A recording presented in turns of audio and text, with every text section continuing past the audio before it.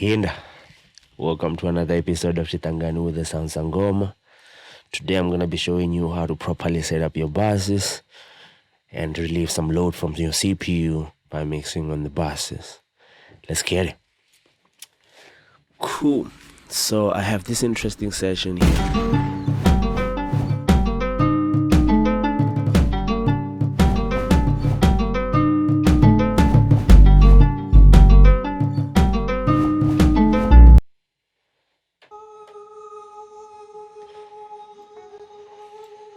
Something interesting.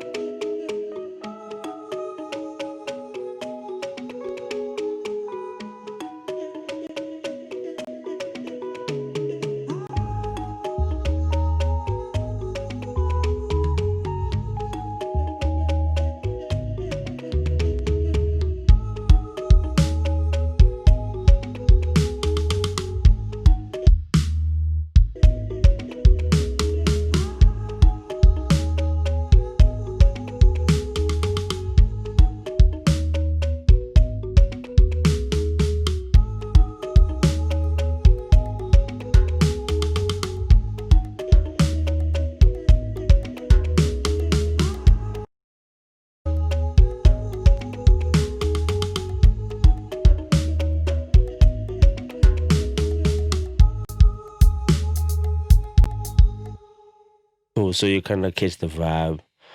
It's an African jazzy vibe, something I played around with. This is from Gorilla Mambo. So I'm going to be showing you, starting from the kick drum, everything that you see. You will see my color coding. Everything that's like in the dark green color, that's my bosses. So starting from the left, we have a kick bus. So let me just show you how to create a bus, for example, on Pro Tools.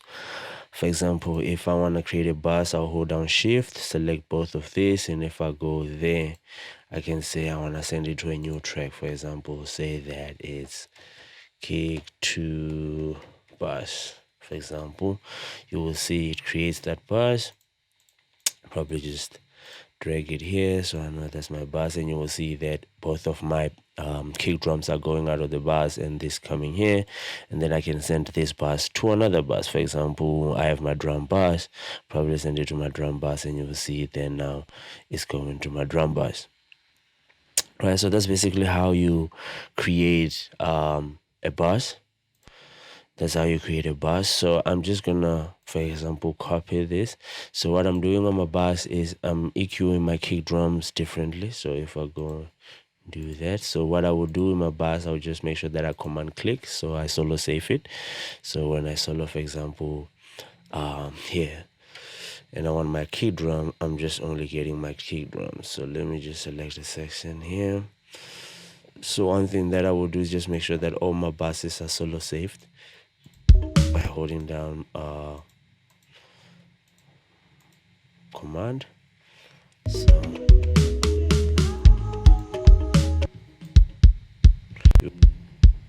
you'll see my kick is coming from here.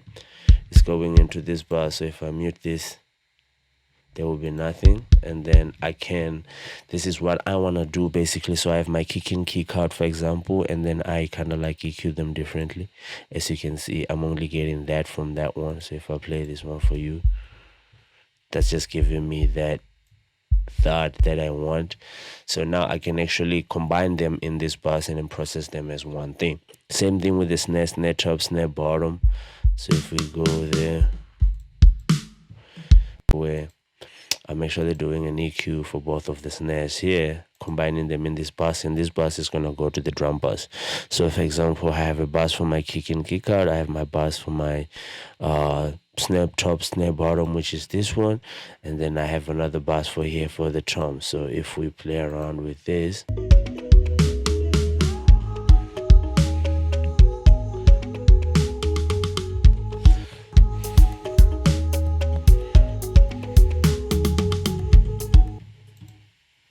so you can hear this my tom and hi-hats on this bus.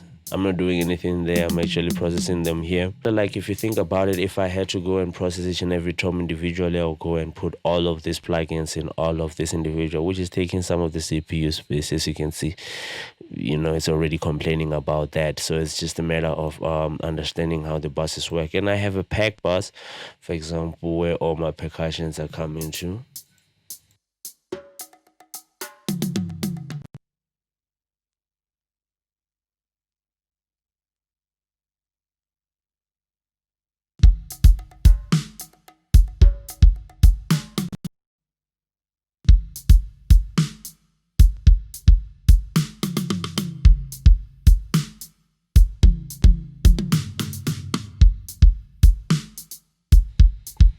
Right, so I can have all of my buses like that. And even with the music, again, just want to do this quickly.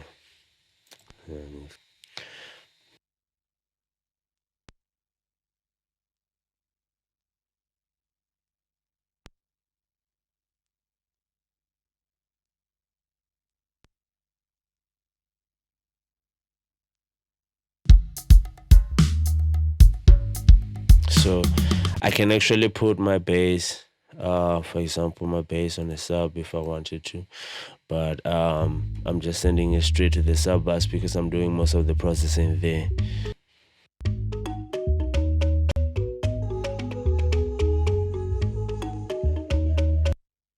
Cool. So the other buses I have my drum bus. This is where my drums are coming to. I'll have an EQ for my drum, just making sure that I get that some irritating frequencies there. I'll have a compressor which is doing a parallel if I'm not mistaken. I'm just putting a little bit of that wetness there. And then I have my music. My music, that's the vinyl that you're hearing, just giving it a little bit of that grit on the music. And then F6. Again, just to target areas where I feel like I need to accentuate it. And then I have my sub where everything is coming to this bus.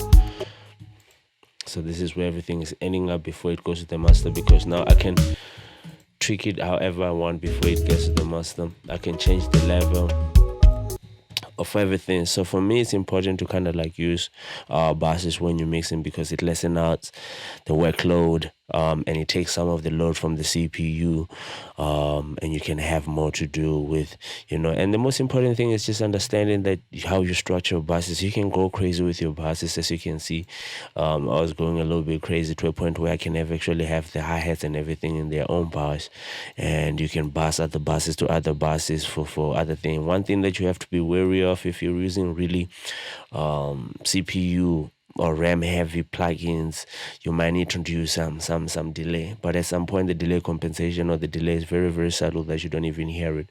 So you got to be careful of that. But an understanding, one of the things that I have to kind of talk about is understanding how your signal is getting to the end goal. For example, if you see the output of this kick is going into this, and then the output of this is going to another bus, which is basically this drum bus.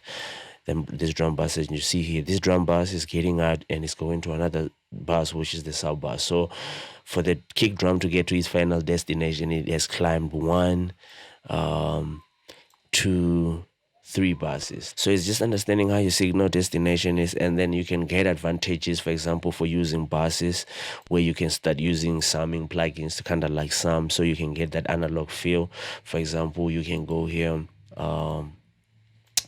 and go in under harmonic and get an NS1. NLS bus or NLS channel. So instead of having them on all of the channels, you can have NLS, for example, across all of these buses. And then on your end bus, for example, you can go there and put an NLS bus, harmonic NLS bus, which is something like this, and this will be your summing. So you can choose, for example, on here I want a mic, which is basically like your SSL, how much you want to drive it. So if you listen to it, listen to the drums, and then I can choose, I'm using VCA1, which means if I go here and I change this, This is basically going to be my drums, and I can kind of like have a balance of my mix with my summing. So the buses will give you that advantage. So if you think about it, if I didn't have my buses, I would have to run endless channel on all of this.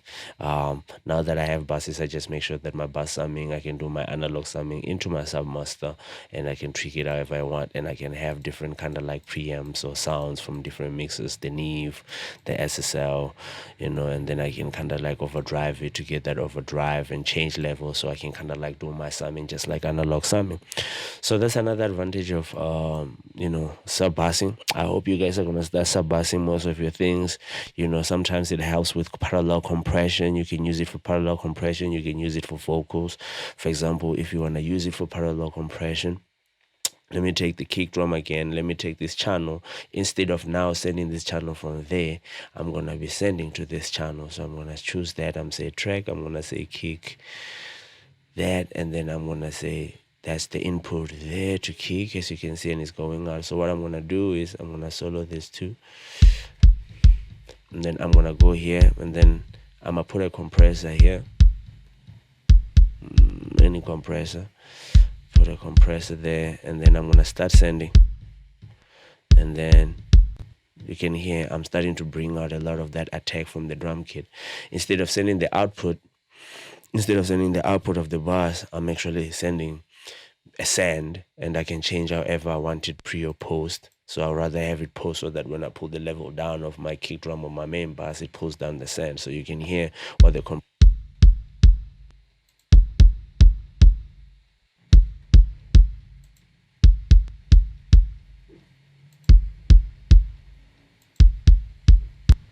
so you can get a drum sound that you kind of like. I'm actually liking that a little bit. I think I'm gonna leave it for this song. So basically that's how you can use your buses. There's different ways you can actually send reverbs. You can use it for reverbs, as you can see in this instance. I think I have my reverb, which is this reverb bus here. I think that's where the snare is going to, if I'm not mistaken. If we look at our snare, what's being sent there is the whole drum kit is actually being sent to that reverb, which is basically this. So if I switch it off, that's without the reverb.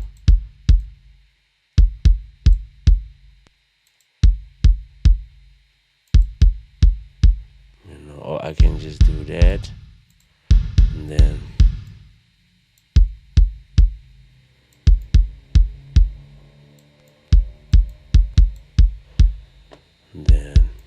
we can fill it in the mixer with jamming.